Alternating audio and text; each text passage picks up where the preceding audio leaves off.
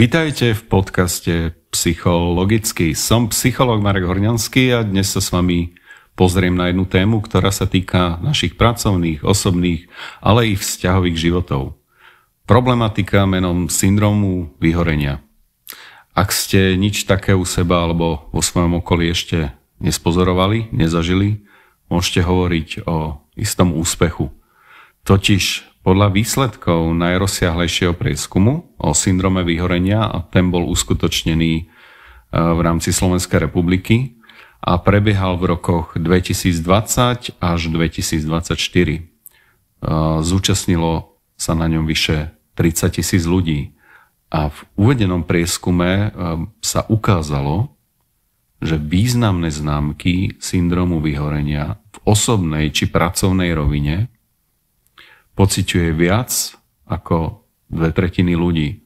Konkrétne viac ako 70% účastníkov vtedy uvádzalo pocity únavy, takmer 60% cítilo fyzickú vyčerpanosť a viac ako 70% opýtaných ľudí pociťovalo vyčerpanosť aj emocionálnu.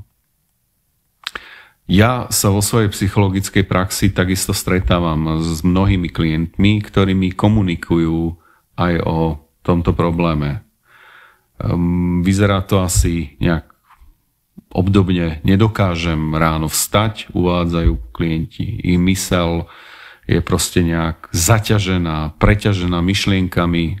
Tá radosť vecí, ktoré kedysi milovali, sa zrazu vytratila.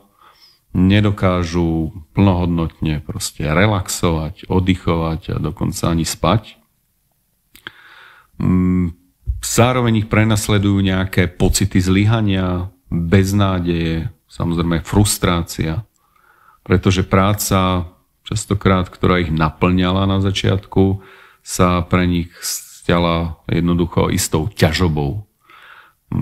Vzťahy a komunikácia s kolegami, dokonca v osobnom živote, s najbližšími sa častokrát následkom toho veľmi komplikuje, zhoršuje to vzťahy a čo je najhoršie, to riešenie čím ďalej trvá, tak tým viac je istom nedohľadne.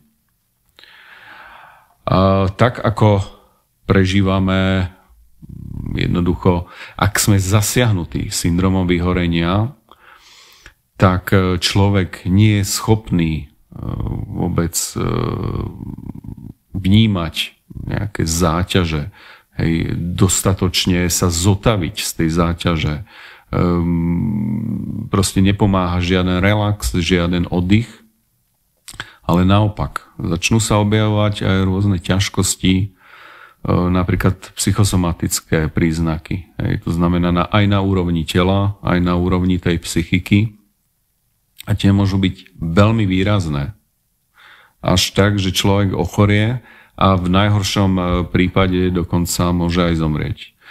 Medzi tie somatické, fyzické nejaké prejavy, aby ste mali nejakú predstavu, tak patria nejaké bolesti hlavy, poruchy spánku, samozrejme, tráviacie ťažkosti.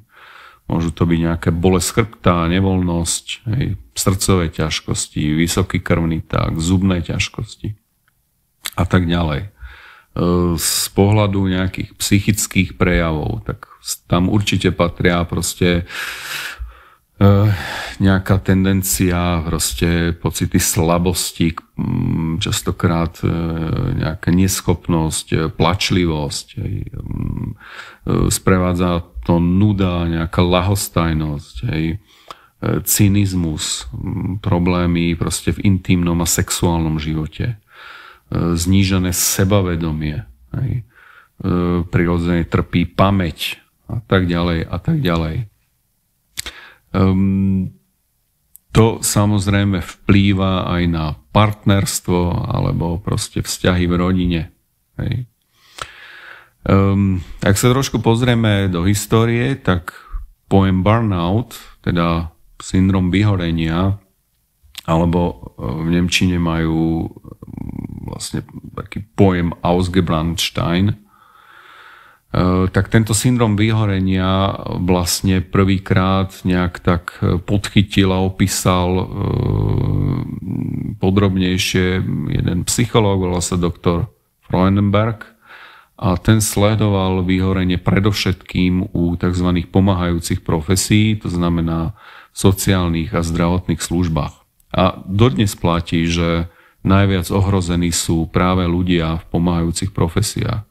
Čiže patria tam samozrejme lekári, zdravotné sestry, aj učitelia, sociálni pracovníci, psychológovia a tak ďalej a tak ďalej. Ale nevyhýbajú sa tomu ani, nazvem to, isté rizikové povolania. To môžu byť silové zložky typu hasiči, vojaci, policajti. Hej. To znamená všade, kde je nejaký ten tlak a kontakt s ľuďmi. Hej, hodne intenzívny. Ten syndrom vzniká predovšetkým v dôsledku tzv. Dlhodobého a chronického stresu. To znamená, že myseľ prestáva zvládať ako keby tie požiadavky vrátane tela a takým varovným prejavom sa stáva únava. Dobre? Nezlikviduje to ani nejaký dostatočný spánok alebo proste víkendový oddych. Hej. To vyhorenie negatívne ovplyvňuje potom samozrejme koncentráciu, pamäť, hej, stráca sa motivácia akákoľvek. Čiže človek zažíva istú prázdnotu. Hej. Je podráždený, je cynický, nejaký voči kolegom, voči rodinným príslušníkom. Hej. Častokrát sa človek izoluje a dostáva sa postupne ako keby na okraj. Hej. Psychicky, fyzicky, aj sociálne. Takou priekopničkou bola aj doktorka Maslach, ktorá bola známa, alebo teda predovšetkým výskumami v oblasti vyhorenia. A aj z jej praxe teda sa poukazovala na to, že tie počiatočná radosť a nadšenie z práce a z úspechu, ktorú človek zažíva, keď prichádza do práce, jednoducho sa začne vytrácať. Hej. To znamená, že človek prichádza do kontaktu ako keby s tvrdou realitou a tá je častokrát odlišná od predstav, hej, s ktorými do tej novej práce nastupoval. Čiže postupne sa vytráca ten záujem a nadšenie. Hej. Naopak je to nahradzované už spomínanou proste nejakou podráždenosťou, hej, skleslosťou, hej, izoláciou. Dobre? Človek je proste unavený, znechutený. Hej.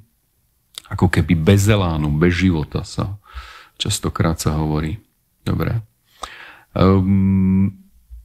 Ten syndrom má isté fázy, nepríde to zo dňa na deň, práve naopak, môže to trvať mesiace, dokonca roky. Čiže je to istý dlhodobý proces. Dobre?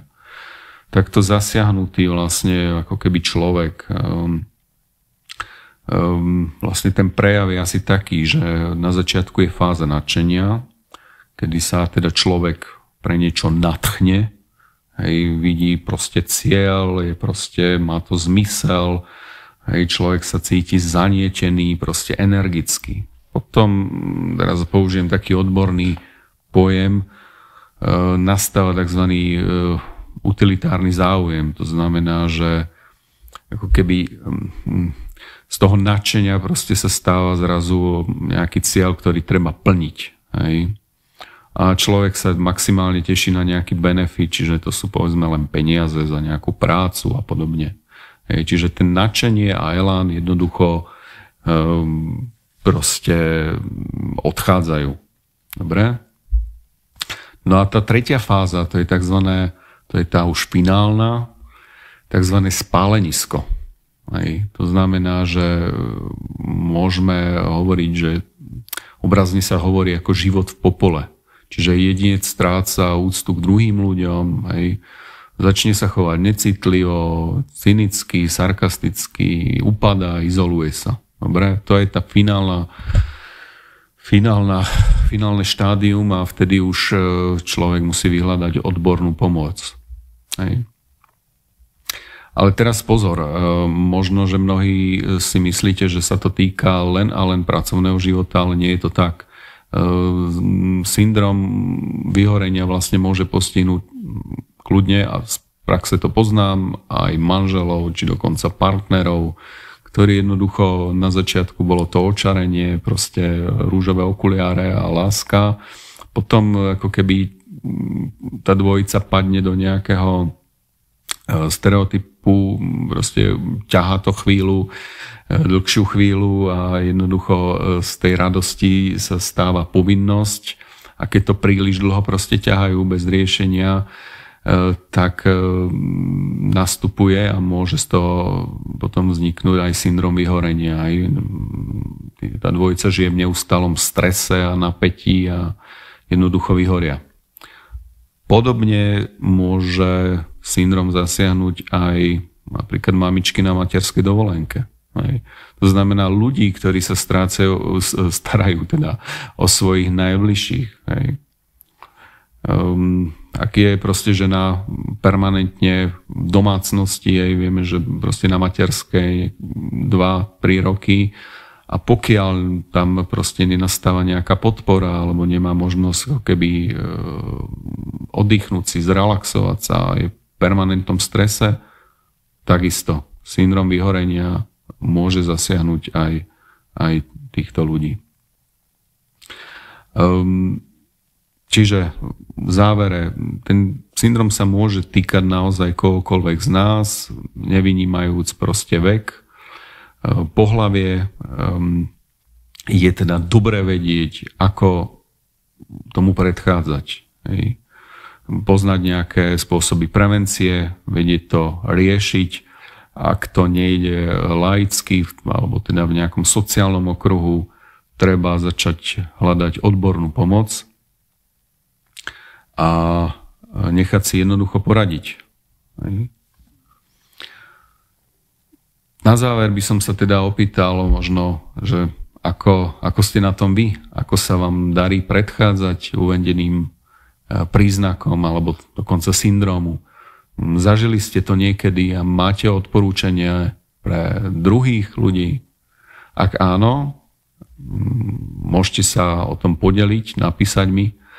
A chcem vám teda poďakovať. Dnes ste počúvali podcast Psychologicky. A dúfam, že ste si odnesli aj nejaký ten jasnejší pohľad na syndrom vyhorenia, to ako vzniká, aké sú signály a že si to nemáme zamieňať s každodenným denným stresom, ktorý zažívame asi všetci v dnešnej dobe. Pamätajte tiež, že tento syndrom nie je znak slabosti. Hej, teda človek, ktorý vyhorí, to nie je znak slabosti. A skôr nás upozorňuje na to, že potrebujeme jednoducho zvolniť a potrebujeme sa postarať sami o seba. Dobre? Skúste si teda vyhradiť čas na pravidelné prestávky, pravidelný oddych. Hej. Treba stanoviť jasné hranice medzi prácou a oddychom a osobným životom. V prípade, že už vás to nejako chytí, zasiahne, treba osloviť blízkych, ale samozrejme aj odborníkov. Dobre, ak vám táto epizóda priniesla nejaké tie nové poznatky alebo nápady, zdieľajte ju. Budem rád aj za vaše možné otázky, poprípadne postrehy. Napíšte mi. Som Marek Horňanský a teším sa na vás pri ďalšej epizóde. Psychologicky. Do skorého počutia.